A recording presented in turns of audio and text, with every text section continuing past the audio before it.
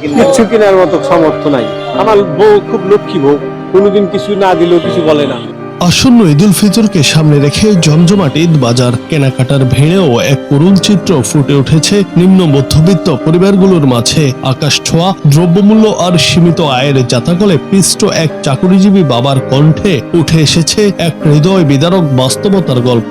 মাত্র 14,500 টাকা বেতনে বাসা ভাড়া মিটিয়ে ঈদের আনন্দ ভাগ করে নেওয়াটা তার কাছে এক মস্ত বড় যুদ্ধ। অফিসে যাওয়া আসার প্রয়োজনে নিজের জন্য কেবল দুটি সাধারণ শার্ট কিনলেও স্ত্রীর জন্য কিছু কেনার সামর্থ্য হয়ে ওঠেনি তার। ছোট চাকরি করি, বেতন পাই 14,500 টাকা, বাসা ভাড়া দিয়ে তো শেষ, আর কি কিনবো? সেমাই টামাই কিনছি।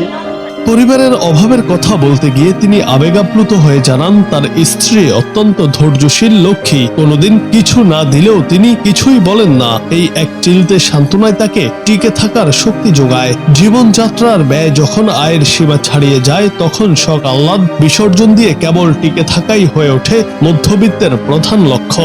সে জানে আমার পরিস্থিতি। আমার বউ খুব লক্ষ্মী বউ, কোনোদিন কিছু না দিলেও কিছু বলে না। পরিবারের জন্য কিচ্ছু কিনা হয় নাই। অফিস করি তো, এই দুইটা শার্ট দরকার, এই জন্য শার্ট নিলাম। কিচ্ছু কেনার মতো সামর্থ্য নাই, হয় নাই। সন্তানদের প্রতি গভীর ভালোবাসা থাকলেও এক বুক আক্ষেপ নিয়ে তিনি জানান, বড় হয়ে ছেলে মেয়েরা এখন যার যার মতো দূরে থাকে। ঈদের খুশির দিনেও বাবা মায়ের পাশে তাদের থাকা হচ্ছে না। বৃদ্ধাশ্রমের প্রসঙ্গ টেনে তিনি দুঃখের সাথে বলেন, অনেক সময় সন্তানরা বড় হয়ে বাবা মায়ের খোঁজ নেয় না বলেই এমন পরিস্থিতির সৃষ্টি হয়। তবুও পরম করুণাময়ের ওপর ভরসা রেখে তিনি বলেন, আল্লাহ যেভাবে আমাদের চালায় তাতেই আলহামদুলিল্লাহ। ছেলে মেয়ে ঢাকায় আছে, তারা ভিন্ন আলাদা। বড় হইলে বাবা মার খোঁজ খবর নেয় না। বৃদ্ধাশ্রমে কেন যায় মানুষ? এই কারণেই যায়। ছেলে মেয়ে দুজনে ইনশাল্লাহ অনেক ভালো আছে, খুব ভালো আছে তারা। মালিকের ইচ্ছায় যেভাবে দিন কাটে সেভাবেই সন্তুষ্ট থাকার চেষ্টা করছেন এই সংগ্রামী মানুষটি। যদি দুইজন, মালিকের ইচ্ছা, মালিক যেইভাবে যাকে চালায় যেভাবে, আলহামদুলিল্লাহ।